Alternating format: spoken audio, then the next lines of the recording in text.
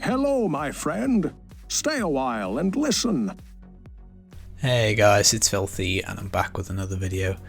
Today I thought we'd go over the future of Diablo 3. Now you may think that's a bit of an oxymoron. We have Diablo 4 on the horizon, but as we don't currently have a release date, I think it's probably safe to assume we're going to have at least 18 months worth of D3. And knowing Blizzard, it could well be 2022, so this game's going to be around for a little while, and I thought we'd have a chat about what's in store for the future. Now I did this video yesterday funnily enough, but the developer blog post that released in the afternoon completely trashed that. But actually I think that's probably for the best, because we now have the design ethos for the game moving forwards and some comments on some stuff that we can expect in the coming months. Now the blog post is linked in the video description. It's fairly short, probably only about 5 minutes to read. Now I'm not going to go through it line for line, but what I'm going to do is try and pick out the main points and explain what's happening in Diablo 3's future and kind of touch on some of the design ethos behind that. Now moving forward for videos, if you would like me to go through things line by line verbatim, then stick it in the comments, but I'm just kind of assuming that a summary and a discussion is maybe a bit more interesting. But before we jump in, I just want to thank today's video sponsor, which is Swagbooks. Now Swagbooks is a great way to earn some extra cash or gift cards for places like Amazon, Best Buy and eBay. It's a website where you can watch videos, play games and take surveys to earn rewards. Now taking a survey can literally be as quick as 5 minutes, and I love earning discounts for simple things like this. If you use my code, which is linked in the description and pinned to the comments, you'll get an extra $5 bonus when you complete your first survey. Now it's not just for America. I'm based in England, I use the site just fine. It is nice to get money off stuff, particularly for simple little things like surveys or watching videos. So thanks again to Swagbooks for sponsoring the video. So Diablo 3 in 2020, what's going to be in the future? Well, the operative word that I think probably surmises this is going to be balance, and this is absolutely music to my ears. Now I've really enjoyed Season 19, but it has created some lopsided things in the game. So starting with the actual classes themselves and how they're balanced between each other. Now what the developers have said is that there should be a kind of class parity. Now not exactly the same max GR capability for each class. The classes are different, that's going to be very hard to tune anyway. But what they've kind of said is that they believe that they should be within about 5 GRs of each other, and I think that's probably where it should be. Now, is it there at the moment? Absolutely not. Some of the classes are miles off. Now, really interesting, this part of the blog post, what the developers have said is that when they design sets, they have this kind of level in mind, a benchmark, and what that is going to be moving forward is basically GR 130 for players with about 5k Paragon. Now I'm never going to see that kind of juice, I'm far too filthy casual, but working it backwards, if a doubling of Paragon is about 5 GRs, that means 2.5k Paragon should be about 125 and 1.2k Paragon should be about 120. Now if we knock off another 5 GRs for gem levels, for higher augments, and probably a 5k Paragon player is going to be much higher skill based than myself, that would mean that me personally, I should be looking at about 110, 115 with any set in the game, provided I've got it geared up with ancient pieces, augmented to a decent level and some decent gems with my 1100, 1200 Paragon, whatever it is. Now that sounds about right to me, and I think I probably would be there with some of the sets in the game already, but definitely there are some sets that are in need of some major love, so Necro. Now we are getting more sets this year, and hopefully it will be Necro next time around. Fingers crossed. I'd love some Necro juice in general, but what we can expect is that the new sets, when they do come into the game, are going to pack a real punch. So they're going to be in line with the Seder set, the Aegis of Valor, and the Monk set, the Patterns of Justice. On the last PTR they were both a bit weak sauce, but when they did actually make it to live they were both hit really hard, so we can certainly expect any kind of new set that we get for 268 and Season 20 to be a really big hitter. So as well as the new sets, what else is going to get buffed? We're looking at the season data that they've released, which is based on 5k Paragon players, so they've gathered this and it's kind of on the average kind of clear that they've got. What it shows is that Seder is a bit OP at the moment at 138 average GR clear, so that needs to come down, but Necro and DH need some love and they need to come up from 123 and 125 respectively. Now hang on, you probably say, these are the top clearing builds for these 5k Paragon players. Well yeah, that's true, and this does get addressed as well.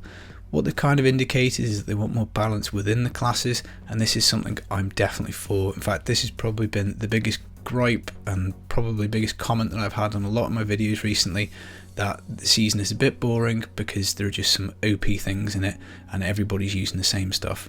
Now Season 19 has been a lot of fun, but if you look at Barb for example, the class is just so lopsided at the moment and it does probably need some more work.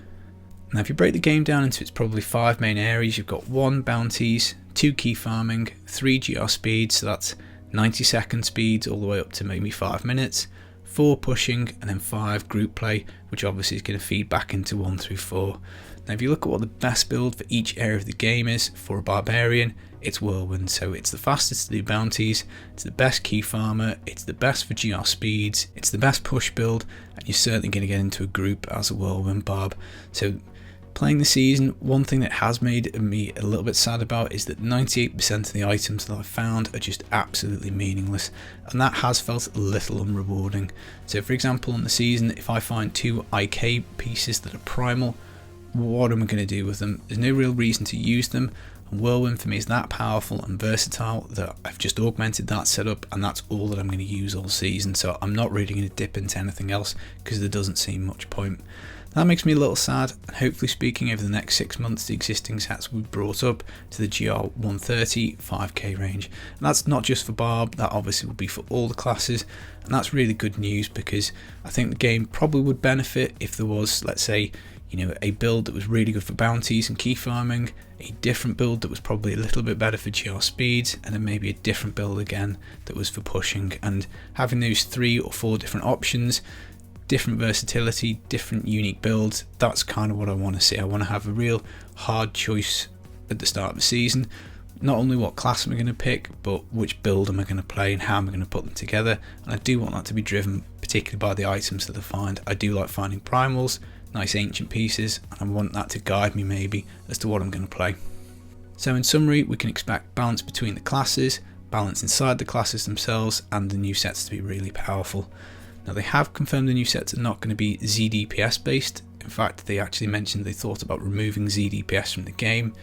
Now I think that would have been a mistake, and thankfully they have left them, but they do say that no further ZDPS builds are intended, so don't expect the new sets to have any mechanics to interact with other players or can be used for any other support items. Now obviously the D3 community is very ingenious, so it may well be that we do find a way to utilise them in a support role, but that's certainly not the intent. They kind of want more damage sets, and basically that's kind of what they want. But one thing that is getting removed from the game is creative game mechanics, as they call it. So this is Bazooka Wizard and Stutter Stepping for the Crusader. So the kind of macros you have to use and the intricate timing to get your bazooka nukes to go off. I don't really use that. I don't stutter step myself. I'm again too casual for this, but the devs have confirmed that they want to remove these mechanics. Now what they have said is they still want the builds to hit the GR 130 range, so presumably that means that if these mechanics make the build too weak, they're going to give some juice to push it back up to 130. So maybe it'll be a bit of a buff with the mechanics taken away. We'll obviously have to test this over a couple of cycles of PTR. Now on a final note, we can also expect some really fun and powerful season themes that will shake up the meta. They seem really pleased with how season 19 and the themes worked, and reading in between the lines, I'm going to expect season 20's theme now to be on a similar power level to the Pandemonium buff. I'm cool with that. Now again, I have had a lot of comments recently saying that the season theme is OP, it's a bit silly, it's doing 150s, it's too quick. I'm personally fine with it. I have no problem with 150 being a seasonal clear. I have no problem with it being the season theme that you use to do that, because I'm never going to get there, but even for the players who do, you still then have the clock to fight, who can do it in the quickest time. And personally, I do think a season should be much stronger than off season. I do think there should be a reward and a unique experience for it. Now, all in all, this is great communication from Blizzard, and as I say, the post is linked in the description if you want to read it in full. Now, there are some obviously unanswered questions. We don't know exactly what season theme we're going to get. We don't know when the season's going to start. I'm hoping we can get good cosmetics for season rewards as well. I think that would be a major plus point to the game as well. But all in all, it's nice to see them communicating. I'm really excited. We're going to have a lot more balance in the game moving forwards. We've got new sets coming and powerful season themes and all that, as I say, music to my ears. Now, hopefully speaking, we'll be able to hold Blizzard to task over this. So, fine, it'll take some time. I think maybe 6 and 9 months. But hopefully speaking, when we look back in that kind of time frame, will be in a really good balanced place for the game. And if you think about it, this probably is getting ready for the launch of D4, because they will be able to leave the game where everything is pretty much balanced at this GR130 range, and then the game can then be put out to pasture for those who still want to play it, rather than move on to the next iteration. So hopefully speaking, that gives you a bit of an idea as to what's coming in the next 6 to 9 months. And I'm really excited, really looking forward to 268 and the next PTR. So thanks again for watching, thanks again to Swagbooks for sponsoring the video. As always, I've been the Filthy Casual, and I'll catch you soon. Take it easy, peace.